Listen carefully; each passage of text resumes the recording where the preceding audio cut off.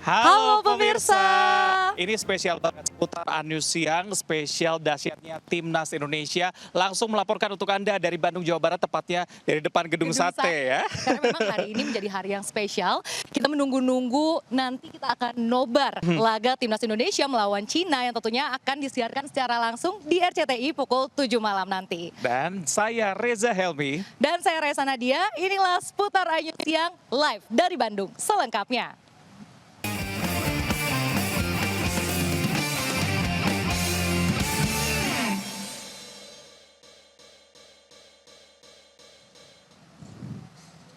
Nah, ini berbagai persiapan selalu dilakukan oleh Timnas Indonesia. Kita sudah bisa ngintip-ngintip begitu ya. Persiapan latihan, termasuk juga persiapkan untuk memantapkan formasi malam hari nanti ya. Betul, dan nantinya nih laga akan dipimpin oleh wasit asal Uni Emirat Arab yaitu Omar Muhammad Al-Ali yang terkenal ramah kartu.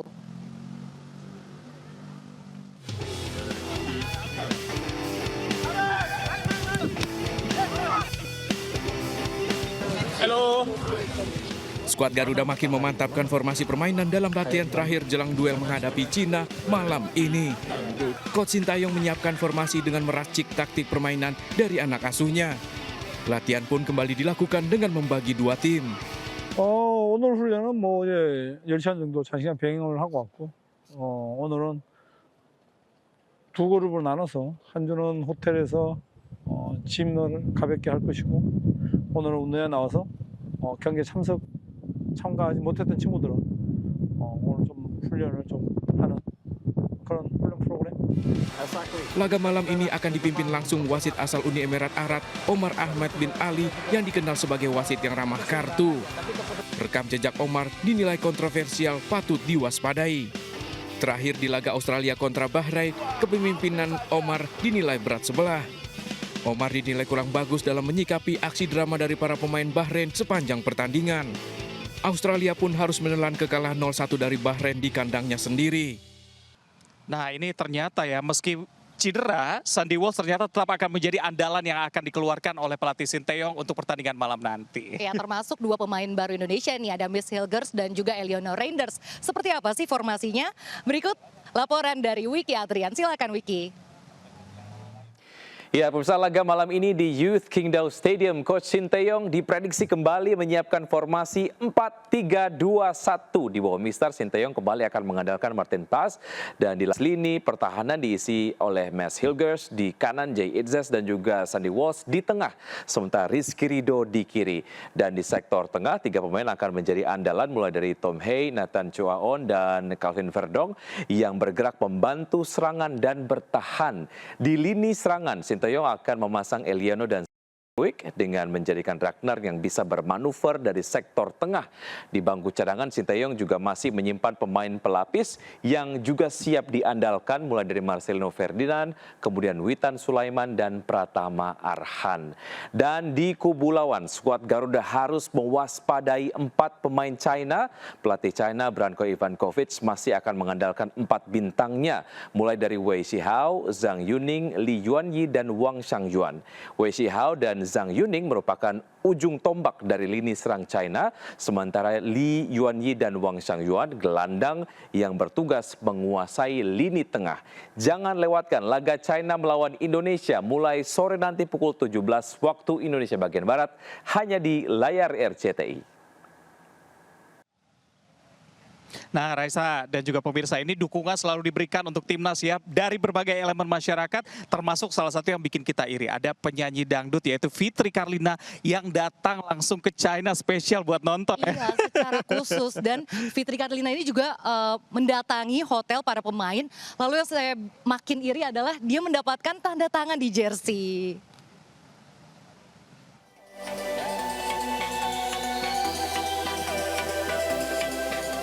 Usai menyaksikan langsung di Bahrain, artis dangdut Fitri Karlina melanjutkan dukungannya untuk timnas dengan datang langsung ke Cina.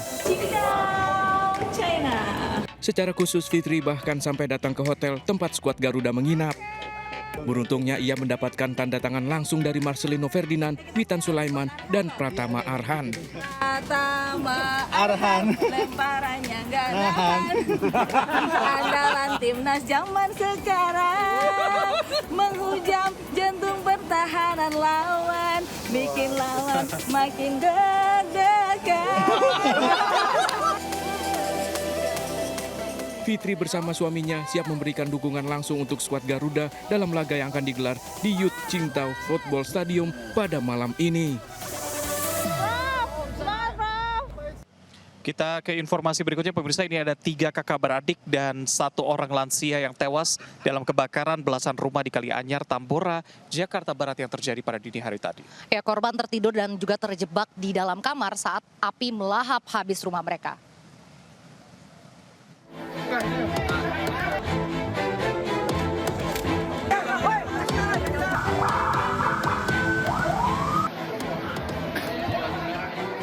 Kobaran api besar meluluh lantakan belasan rumah di kawasan Kalianyar, RT 12 RW 2 Tambora, Jakarta Barat sekitar pukul 1 dini hari tadi.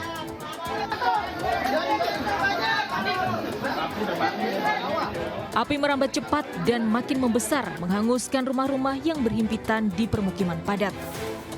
Warga yang tengah tertidur terbangun dan panik, berjibaku memadamkan api bersama tim damkar. Dari mana apinya?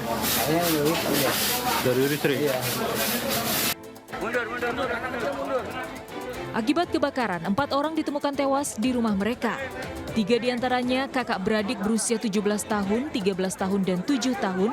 Sementara 1 korban lagi adalah seorang nenek berusia 66 tahun. Seluruh jenazah ditemukan tim damkar setelah api berhasil dipadamkan. Para korban yang tengah tertidur terjebak di dalam rumah saat kobaran api sudah membesar. Diduga masih ada 1 korban lainnya. Dari Jakarta, Helmi Sejangbati, iNews melaporkan.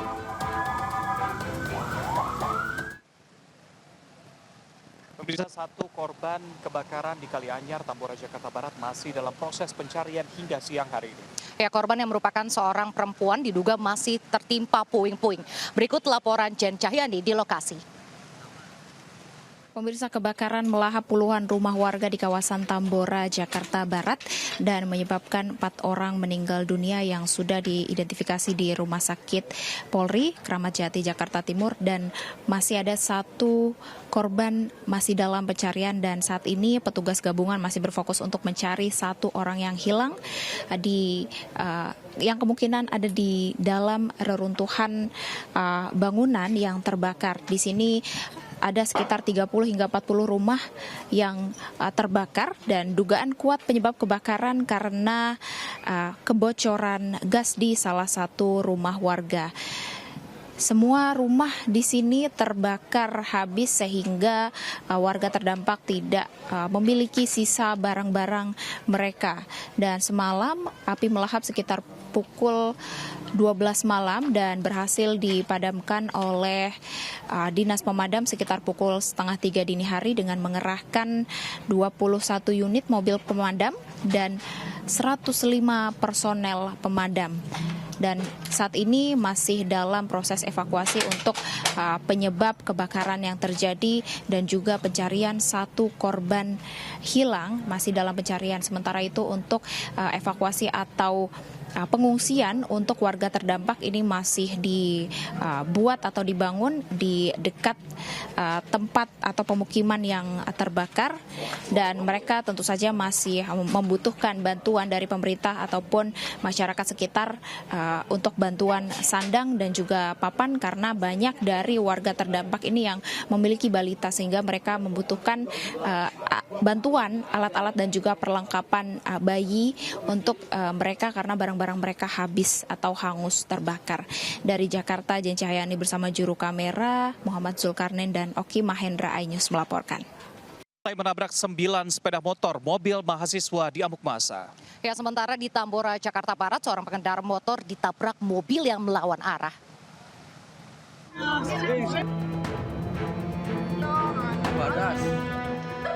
Mobil mahasiswa ini diamuk massa di SPBU Purwosari di Solo, Jawa Tengah.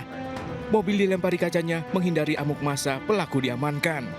Sebelumnya pelaku menabrak 9 motor karena panik pelaku kabur tancap gas ke kawasan Serengan, Solo. Tabrak lari ini mengakibatkan balita 2 tahun dirawat di rumah sakit. Pengendara motor tewas ditabrak mobil melawan arah di Jalan Jembatan Besi Raya, Tambora, Jakarta Barat. Laju mobil tak terkendali menghantam warung reparasi jam. Kecelakaan berawal saat pengemudi berputar balik dari arah Ratu Menteng menuju Jembatan Besi melawan arah. 3 truk pengangkut pasir terlibat kecelakaan beruntun di Bojonegara, Serang, Banten. Diduga supir truk mengantuk menabrak truk di depannya. Benturan keras mengakibatkan truk menghantam truk parkir di bahu jalan. Supir menabrak kedua truk tewas di rumah sakit. Tim kontributor iNews melaporkan. Kalau hari ini cuacanya cukup terik begitu ya. Betul. Tapi ternyata di Jakarta dan beberapa lokasi lainnya di Indonesia terjadi hujan cukup deras. Nah ini tepatnya Bahkan di Jakarta menyebabkan banjir. Betul, beberapa titik termasuk di Kampung Melayu, Jakarta Timur, banjirnya yang ketinggian air mencapai 75 cm. Iya betul. Dan juga di Batam, Kepulauan Riau nih juga terjadi banjir bahkan mencapai 2 meter ketinggiannya.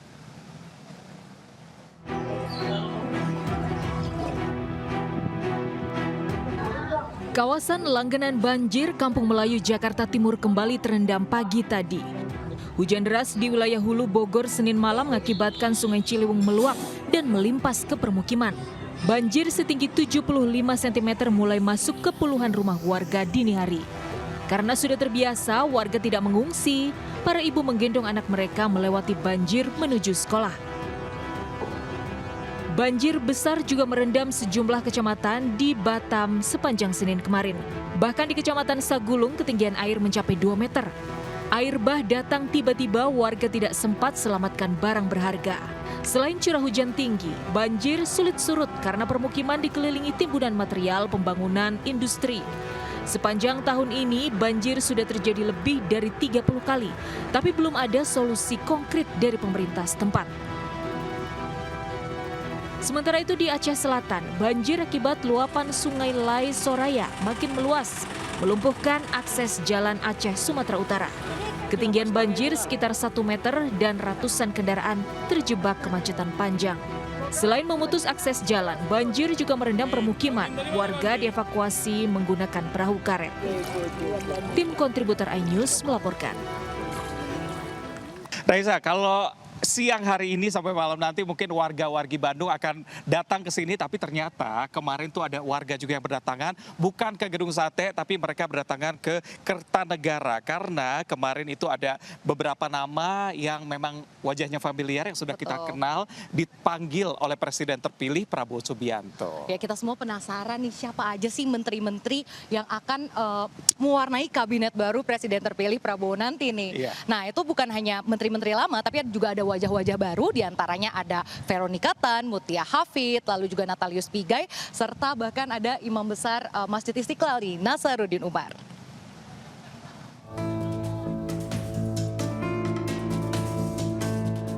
Kejutan nama-nama Menteri Kabinet pilihan Prabowo Subianto mulai terlihat saat puluhan tokoh dipanggil ke kediaman Prabowo di Jalan Kertanegara. Yang paling mengejutkan, ada sosok mantan istri Ahok Basuki Cahayapurnama, Veronica Tan, turut dipanggil. Veronica tidak spesifik menyebutkan posisi yang ditawarkan, namun ia berkomitmen membantu ibu dan anak. Tapi tadi pembahasannya tentang apa, Bu? Pembahasannya apa? Ya, beliau mungkin bukan pesan apa? Ya, maksudnya bersama-sama kita membantu ya untuk masyarakat, mungkin ibu-ibu, anak-anak. Jadi saya bilang iya siap Pak. Selain Veronica, Ketua Komisi 1 DPR Mutia Hafid dipanggil Prabowo. Mutia ditawarkan menjabat Menteri Komunikasi dan Informasi. Jadi baru banget diundangnya, kemudian datang dan diskusi sedikit terkait tugas-tugas yang memang sudah menjadi bidang saya, itu bidang saya lah pokoknya. Nanti beliau yang akan nanti beliau yang umumkan. Kejutan juga datang dari Imam Besar Masjid Istiqlal Nasaruddin Umar yang mengaku diminta bergabung di kabinet Prabowo Gibran. Meski tidak merinci, Nasaruddin mengaku tugasnya tidak jauh dari kesehariannya. Sebelumnya, Prabowo Subianto membuat kejutan saat memanggil aktivis HAM Natalius Pigai yang menolak menjelaskan tugas yang diembannya. Dari Jakarta, Tim Liputan iNews melaporkan.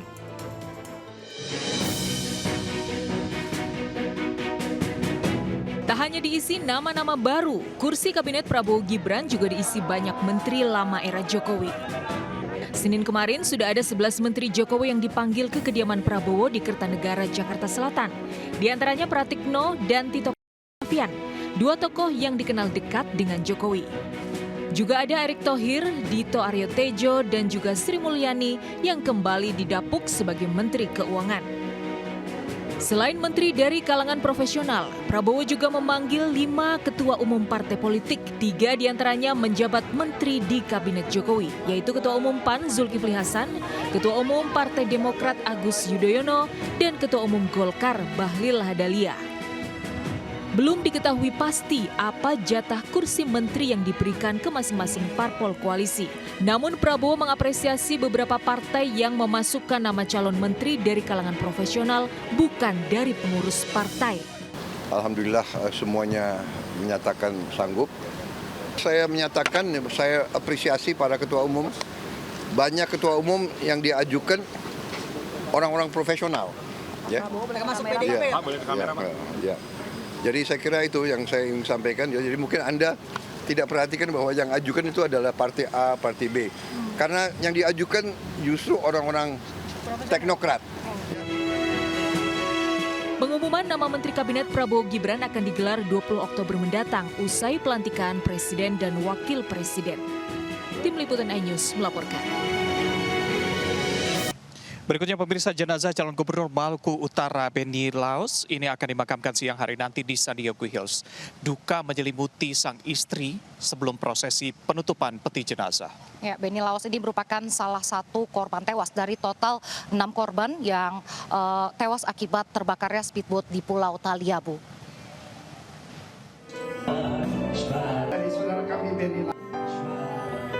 Jenazah calon gubernur Maluku Utara Benny Laos masih disemayamkan di rumah duka Sentosa RSPAD Gatot Subroto, Jakarta. Meski kondisi belum pulih, istri Benny, Sheryl Joanda, hadir ke rumah duka. Sheryl mengenang sosok Benny pekerja keras, merintis karir dari nol hingga meraih kesuksesan. Dia lahir sudah susah, dia berusaha menjadi sukses, dia hidup dengan keikhlasan hati. Dia tidak pernah bikin susah orang. Dia selalu bantu orang seadanya. Tidak mungkin dia selesai di rumah sakit yang tidak ada apa-apanya yang benar. Benny dilarikan ke rumah sakit dalam kondisi nadi masih berdenyut. Namun ketidaksediaan peralatan medis memadai disesalkan Sheryl karena membuat nyawa Benny tak selamat. Rumah sakit kabupaten tapi dia nggak punya apapun. Pak Benny dikasih oksigen dengan pompa-pompa gitu saja, dia nggak punya inkubator, dia nggak punya puspa. Benny masih punya nadi, tapi tidak bisa bernapas sendiri. Seandainya saja ada alat picuk jantung, mungkin semua akan berbeda. Terkait kebakaran speedboat rombongan Cagup Maluku Utara nomor urut 4, polisi memeriksa 9 saksi. Penyidikan guna memastikan murni kecelakaan atau unsur kelalaian motoris saat pengisian bahan bakar minyak. Tim Liputan iNews melaporkan. Ya pemirsa, senang sekali saya berada di Gedung Sate Bandung di sini karena saya menantikan nobar laga Timnas Indonesia melawan Cina. Nah, sambil nunggu nobar di sini saya juga dimanjakan dengan UMKM yang tersedia, tidak hanya kuliner kekinian, tapi juga ada kuliner-kuliner khas Jawa Barat. Misalnya ada bakso aci nih, terus juga ada sate jando, banyak banget pemirsa. Ini saya mau nanya nih, Mas, hari ini buat nobar nyediain berapa porsi sih? Saya 1000. Wah, 1000. Banyak banget ya. Mudah-mudahan dengan antusias masyarakat Jawa Barat ini lebih banyak lagi ke sini. Yuk kita gabung di sini, semuanya kita meriahkan antara Indonesia lawan. Iya, terima kasih banyak Mas. Wah, pemirsa saya juga udah nggak sabar. Jadi nantikan jam 7 malam nanti kita akan nobar pertandingan Timnas Indonesia melawan Timnas Republik Cina, disiarkan langsung di RCTI. Dan kita ke informasi selanjutnya, di sini Kota Cinto sudah siap menjadi tuan rumah dan juga dukungan dari mahasiswa Indonesia serta Dubes Indonesia untuk Cina yaitu Jauhari Oratmangun yang merupakan paman juga nih dari pemain lini depan Ragnar Oratmangun. Berikut liputannya.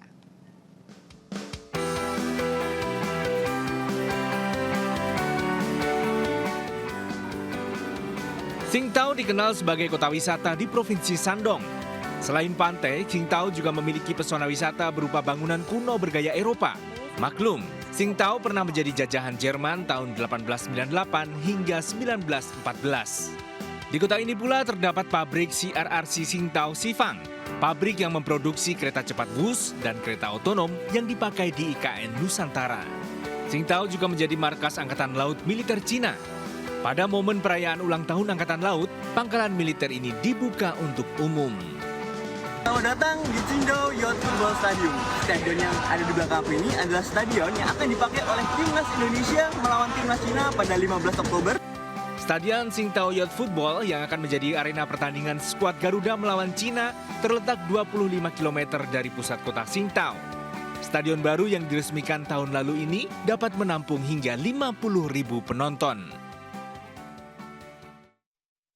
Tentu saja persiapannya ini dari kita semua udah hadir ya. Kita yang mau berangkat ke stadion, kita bakal nyiapin alat-alat juga untuk menggelegarkan stadion dan juga yang pastinya yel-yel yang pasti menggelegarkan stadion Tsingtao nantinya ya Kak ya. Satu kata buat timnas juara.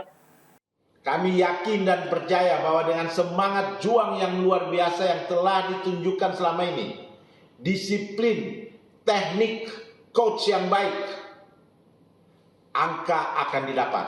Terbang tinggilah Garudaku meraih angka kemenangan dari Tsingtao, China.